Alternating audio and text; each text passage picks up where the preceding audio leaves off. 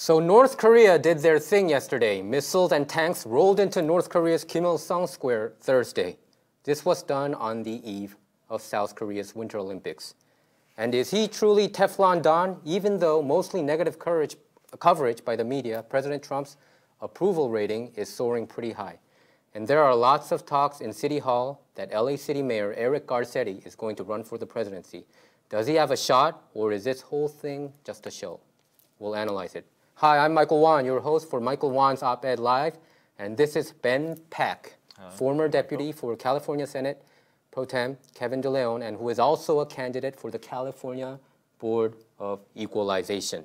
Election will be held on June 5th, which is a primary election, right? Yes. How is your campaign going, Ben? It's going great. A lot of people have interest. As we get closer to the date, which is June 5th, I think people are there are a lot of people asking me how they can volunteer, where they can register to vote. And I think with the climate that we have, whether you're Republican or Democrat, there is a lot of interest by people who previously did not vote. And I think that's exciting on both sides. That's great. A lot of my friends said they're going to register to vote. Nice. Yeah, Very and good. they said they're going to also vote for you, so it's a good thing. Thank you. Right? Okay. So Ben, let's start with our first topic. I can't believe we haven't touched this one yet. Let's talk about North Korea. North Korea had their military parade to show their military might yesterday.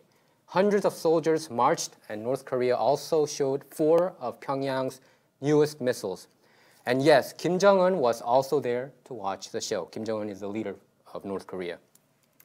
The parade is being held to mark the day Kim's grandfather, Kim Il-sung, formed the Korean People's Army. And yes, Kim Jong-un was also there to watch the whole show.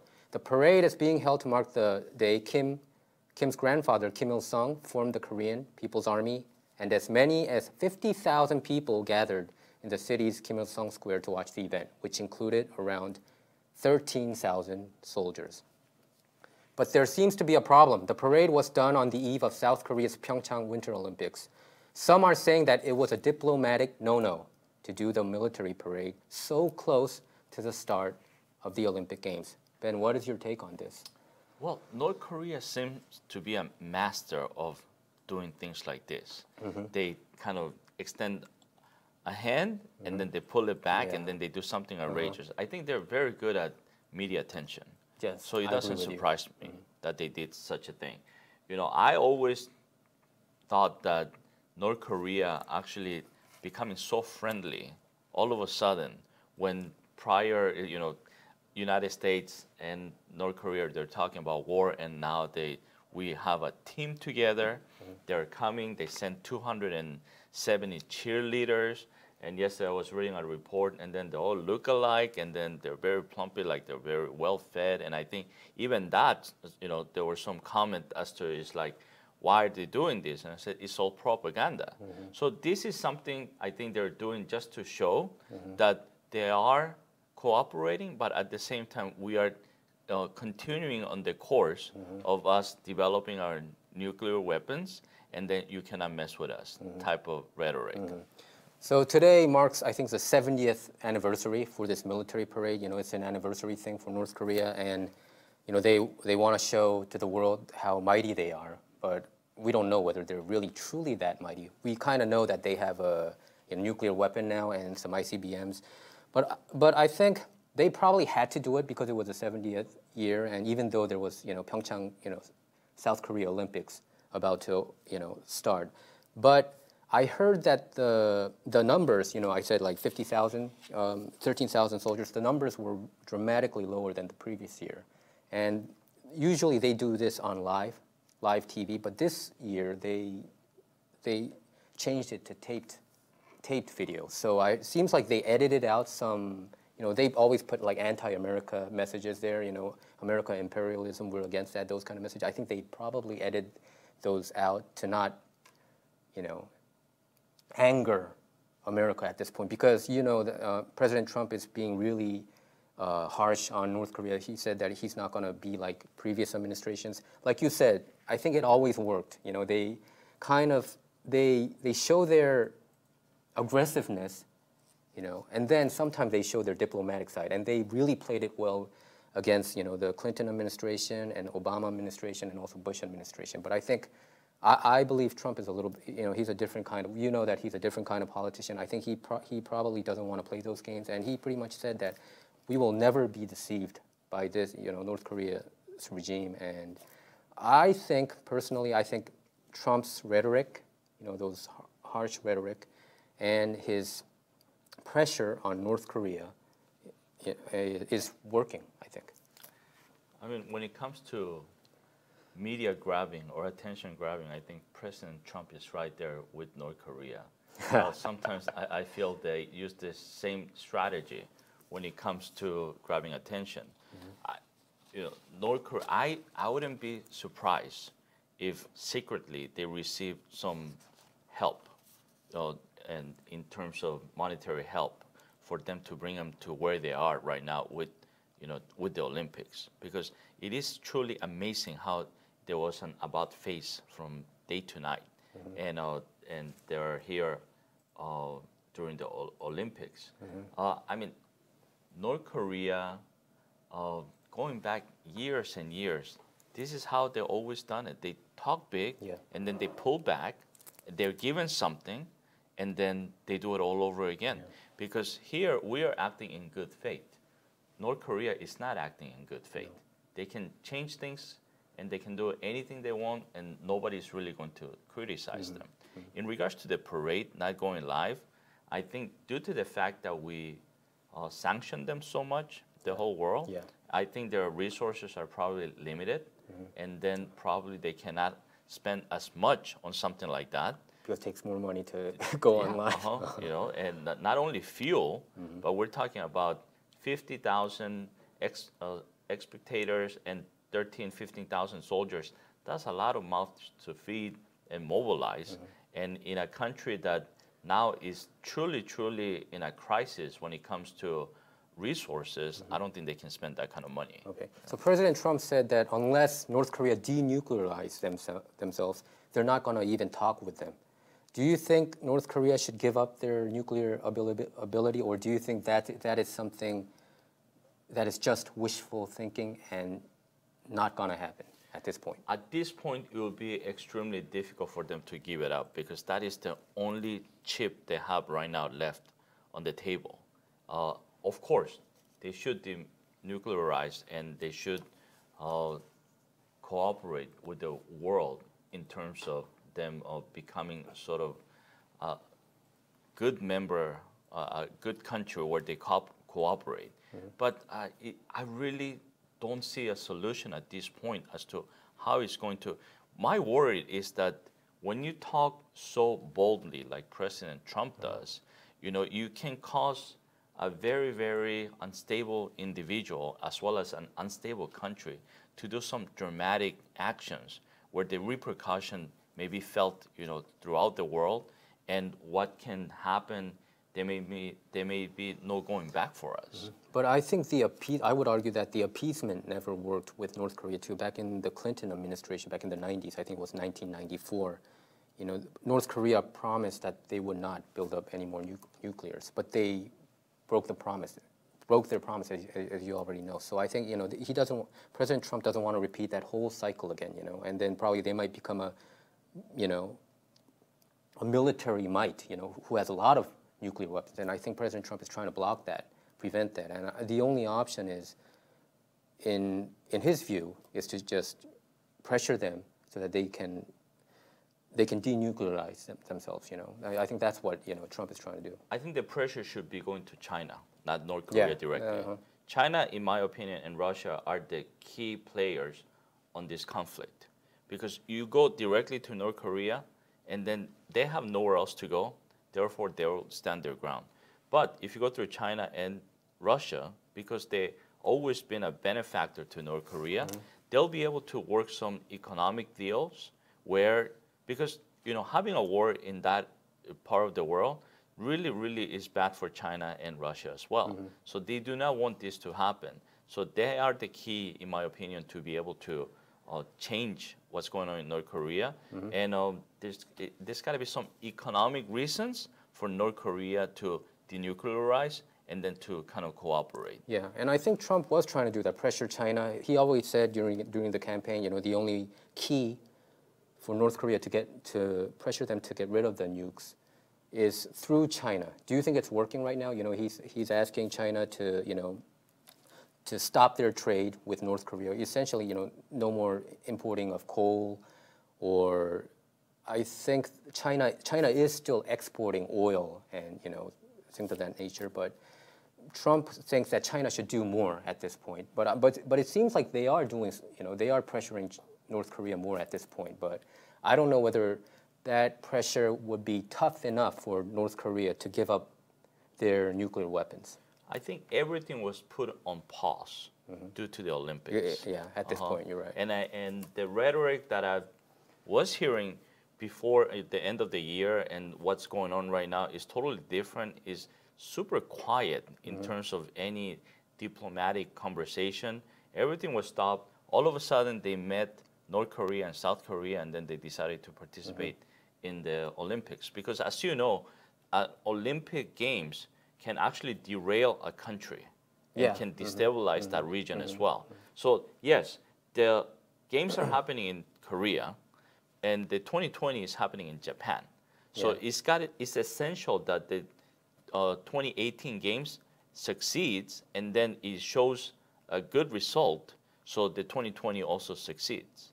And I think because of that, I think the Asian countries are sort of like putting it on hold until once it's done, and then there's a feel good, then they can kind of come back to the table.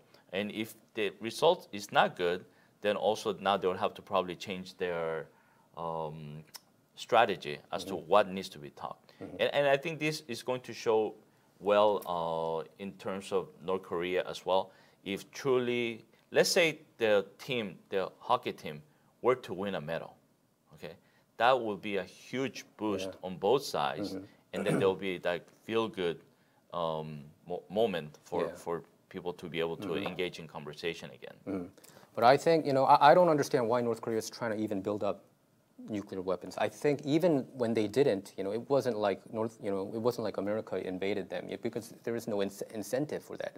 U.S. doesn't want to get involved in those kind of wars anymore.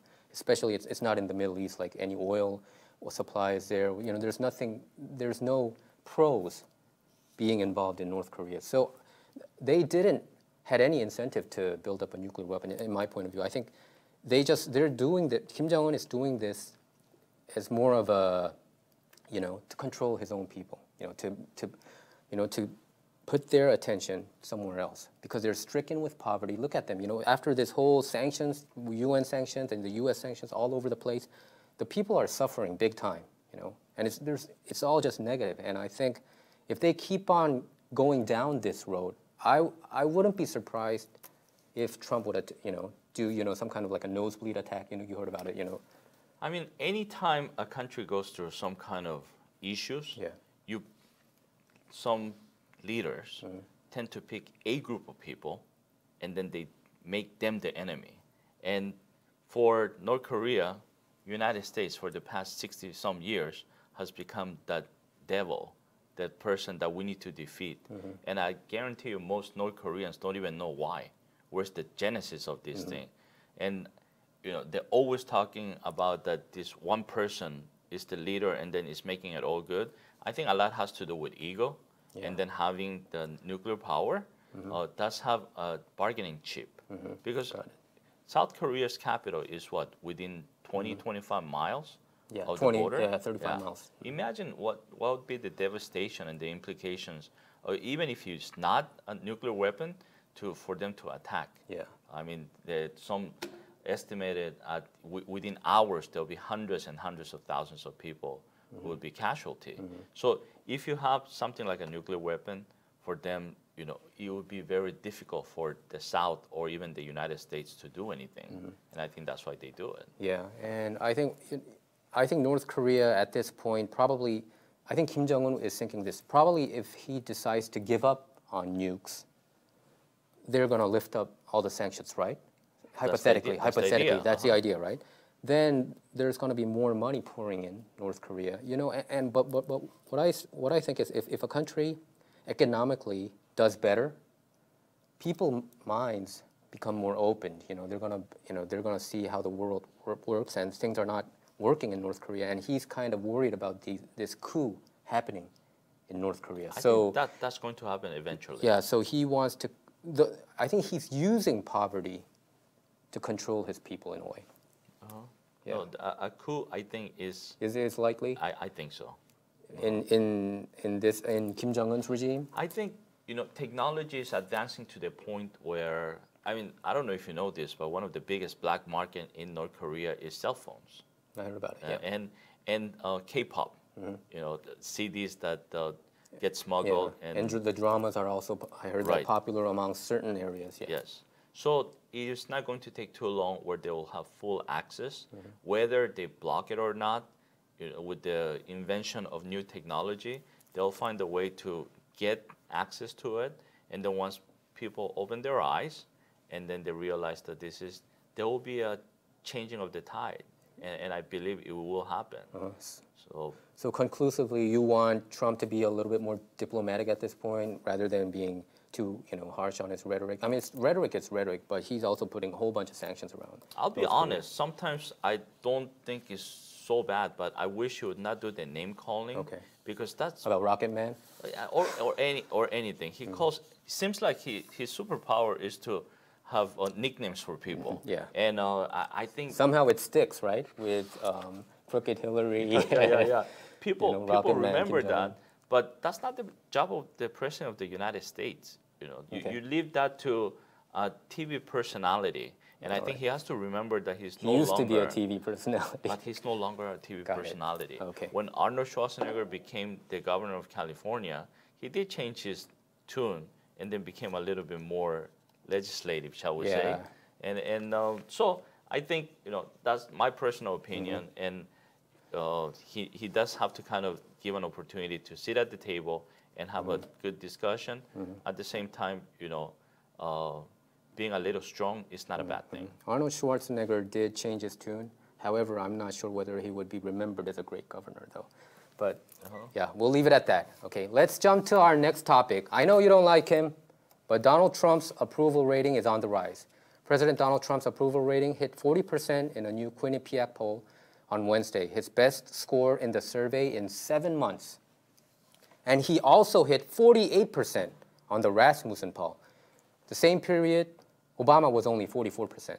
So your thoughts on this? Well, you just mentioned one poll puts him at 40, another one puts him at 48. And then the margin error is anywhere from 5 to 8 points. So yeah, but still, it was the first time he hit 40% in Quinnipiac poll in 7 months. So. And then that was, I believe it was done early when the economy had hit like a record high. Yeah. I think if a poll was done this week, after it would be different. Yeah, 1,200 so points in one day. you're saying we have to wait a week, right? It all depends. When it comes to polls, I think you need to be super careful, as we had discussed before. Yeah. But the consensus when I talk to people, I think depending on what part of the country you're talking as well. Yeah. In California, I cannot imagine it's even at 30%. No. If you're talking West Virginia, Alabama, you could have a totally different outcome. The fact that even some Republicans feel that the president is really not doing or keeping to some of the promises that he made during the campaign, it could be debatable.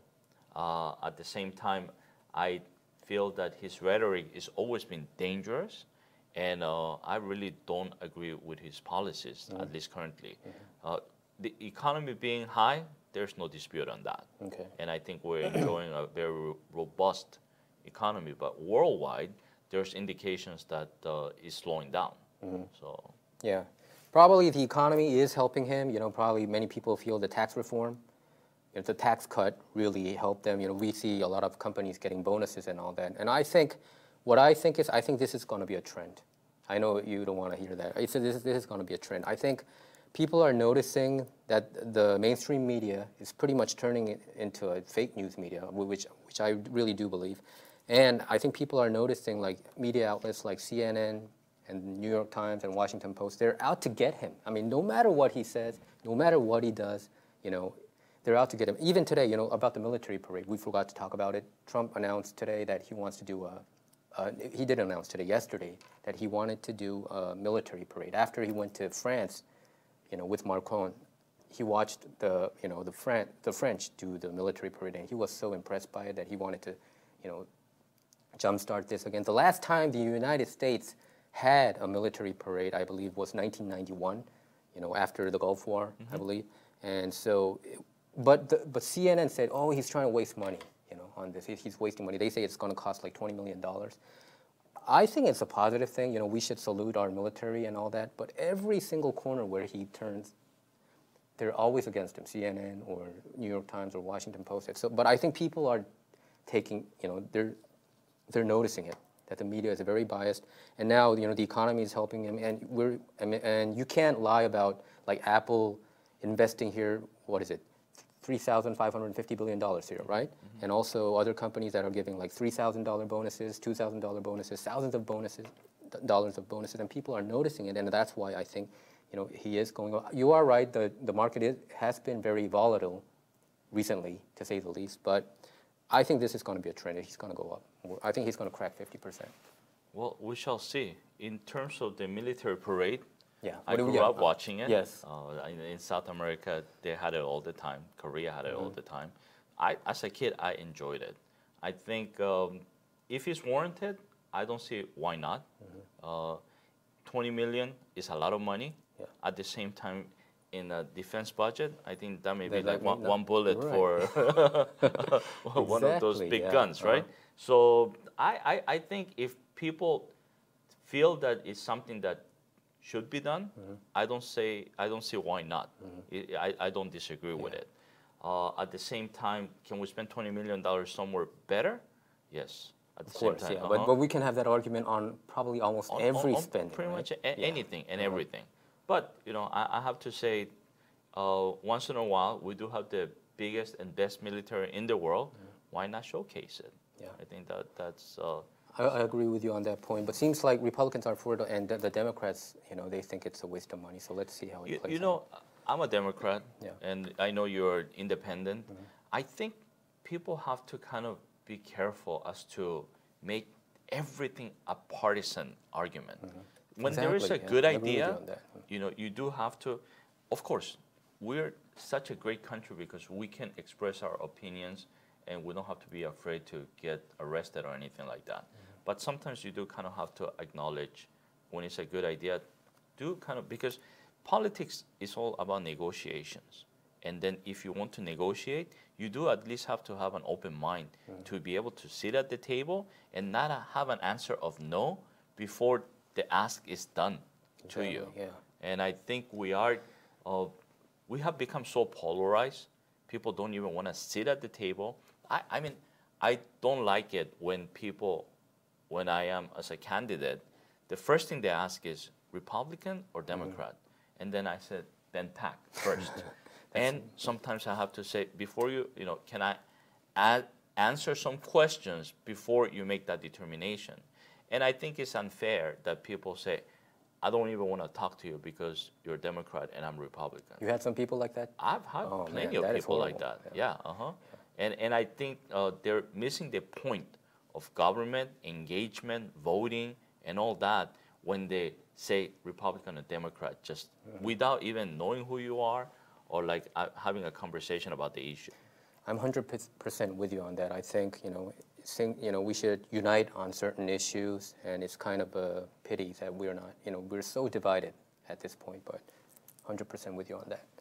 Okay, and there are many talks about Mayor Garcetti running for the presidency. What do you think? Well, Eric Garcetti. There's never been a mayor who became president in the history. Never happened.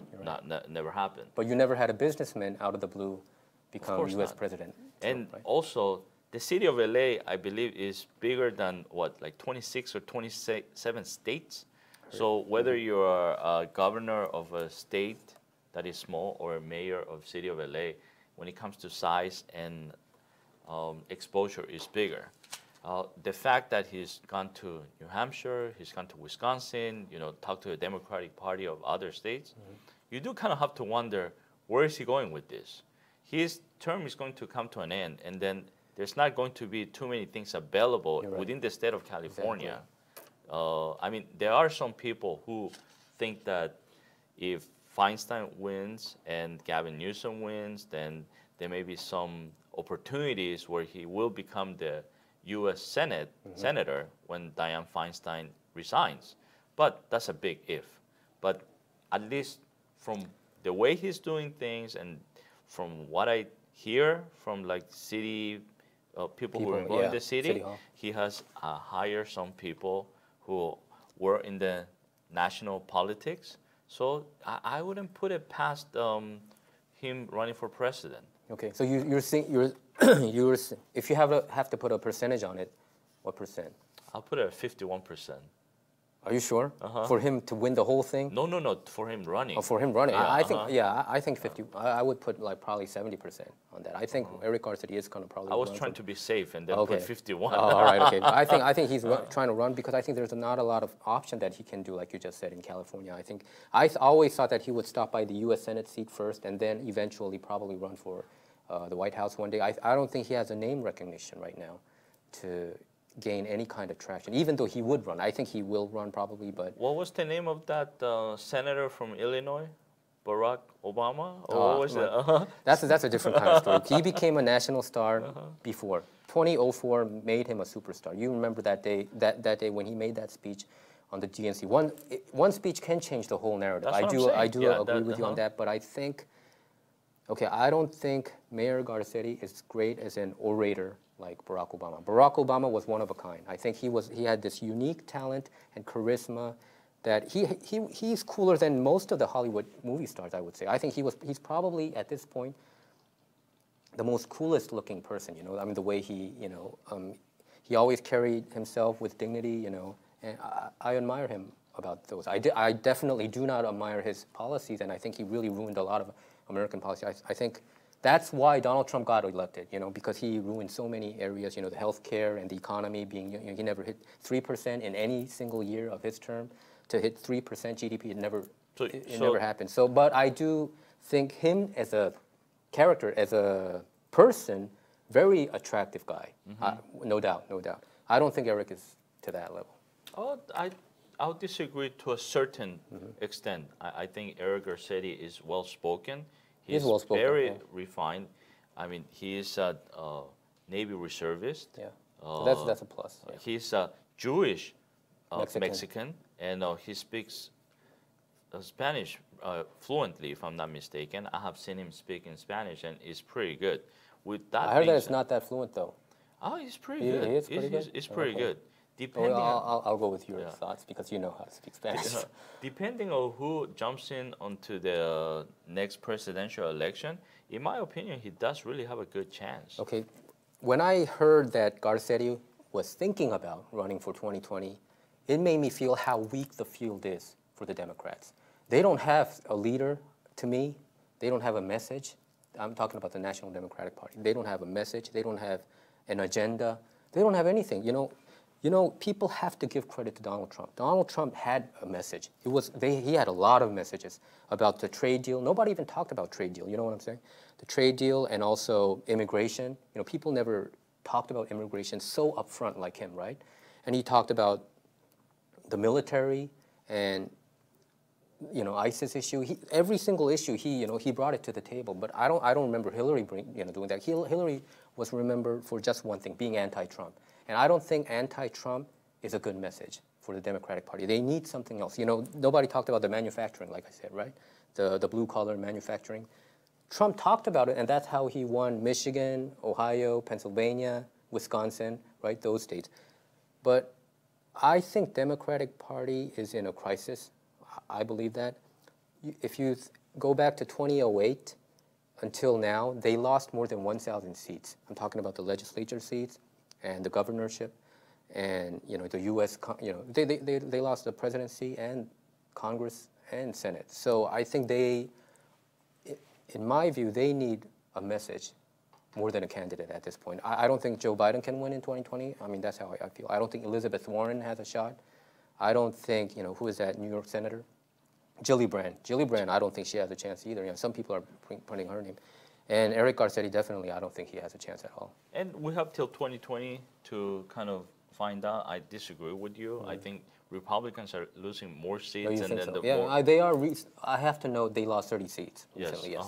and the tide is changing. And look, when the president comes to campaign for you and you still lose in a red state. Are you talking about Alabama? Yeah, that kind of says something. But he was a very weak candidate who was marred with, you know, pedophilia scandals, right? And so we have two issues here. A president who will actually go and then campaign for somebody like that is one.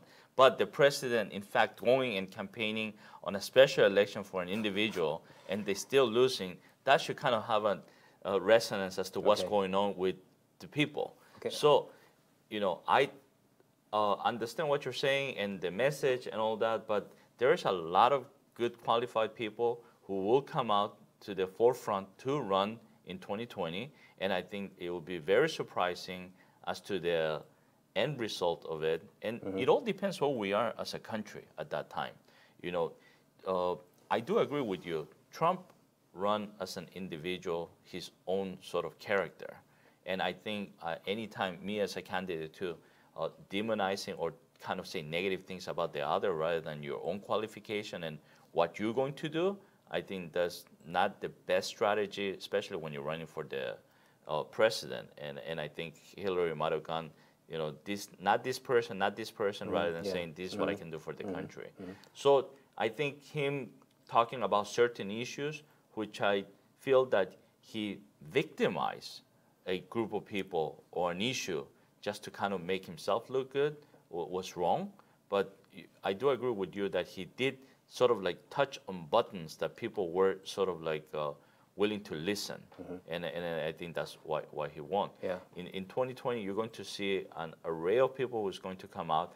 I hope that they'll unite and they will actually put in a good effort rather than what we saw with the Republican Party in 2016, where they were like all divided and then they were like slinging mud at each other, and then that's why Trump became the Republican nominee as well, right? So, you know, I'm hopeful to see that the right person is going to. I knew that the presidency or the election was sort of kind of not going properly when Oprah Winfrey became the You're most. right. That's what I wanted to talk about. Yeah. Oprah Winfrey's. You know, it's not like her mentioning it. It was the media wanting her to become a candidate, and that's something. There's something really wrong about that, I think. I really like her as an individual. Me too, yeah. I think she's great and very smart. But have we come to that point that now being in politics has nothing to do with becoming president? So the next person who's going to become president is the best-known YouTuber because he has the most followers on YouTube. So that's kind of dangerous, I think. I would like to note that President Trump, he didn't rally for Roy Moore in Alabama. He went to Florida. He wanted to play it a little bit safe. Remember when that scandal came out? So you know that Florida, there's some portion of area where they can turn on TV and they can watch some Alabama shows. Up north. But who do you think has the edge at this point, 2020, if you have to kind of look at the field? Joe Biden? If Biden were to run, I cannot imagine for him not to have a very good shot. Okay. Better shot than Hillary, you think? You know, at this point, I'll be disappointed if Hillary Clinton were to try again. I think we need another candidate in order to make a good show for the Democratic presidential election in 2020. Okay. So as a Democrat, what do you think the Democratic Party needs, you know, as a whole? What do you think? Because I feel like they kind of lost their identity. Usually when you talk about working class, it used to be Democratic Party's, you know, strength. But it seems like they lost ground here, right? So I'm wondering, you know, when I look at the national political scene, I kind of feel like the Democrats, if they lose the middle class and the working class, where are they gonna go to empower themselves at this point? I think they need to look within our own, you know, party, and then they have to be willing to negotiate to get what we want to help the middle class and the poor. and as well as not outcast the rich. Because I think Democratic Party, they're always talking about the poor, the middle class, always. and then the evil rich people. But I don't think that's the right message either. You represent the whole country. You represent everybody from left to right, and the rhetoric from either side of kind of alienating, I think that needs to be sort of dialed down. And yes, President Trump is anti-immigration and he's doing all these things. It's the individual doing it, and then that's his agenda. But is not all of the Republican Party, because there are some Republicans who don't like this whole thing of what's going on with the immigration either. So I think to just kind of make it into one and the other, so I think more conversation has to happen. People have to educate themselves as to what the issues are, and then at anybody who is a fair individual, you have to kind of look at both sides to be able to make a sort of an informed decision about it. So we need a good leader. I think Nancy Pelosi is doing a good job. She spoke 8 hours yesterday, wow, right? That's some stamina. Yeah. How old is she? In her late 70s, right? I don't know her age. I heard that it's on the Guinness Book record for longest. It was speech. the longest, and she's been the minority leader, the speaker for 16 years, and some people are calling for a new leadership. Yeah, they and are. I don't know if that is the right course or not, but at the way things are going, I think a discussion may be warranted to see if maybe somebody who is more adapt to have a conversation may not be a bad idea either. So as a Democrat, you're pro-business and pro-military, right? Pro-law enforcement. Pro-law enforcement, I know right? nothing about military because I was never in the military, but pro-law enforcement, yes. Okay. Okay, so before we go, we would like to remind our viewers to participate in the upcoming California election. Is there any last words that you want to say before the election is approaching? Yesterday I was with a group of young people having a conversation, and they are more, the questions that I was asked was more about just mundane things rather than politics. Politics is a very important part of our society. I think young people have to pay attention to it, and you need to be civically engaged. So I encourage people to, if you're watching this channel, thank you very much, and please encourage your friends to read more about what's going on in your city, your state, and in the country. And also the California Board of Equalization. Yes. Right. Well, that's it for us today. To stay up to date with our latest videos, make sure to subscribe to this YouTube channel by clicking subscribe. Thanks for tuning in. Thank you. Thanks.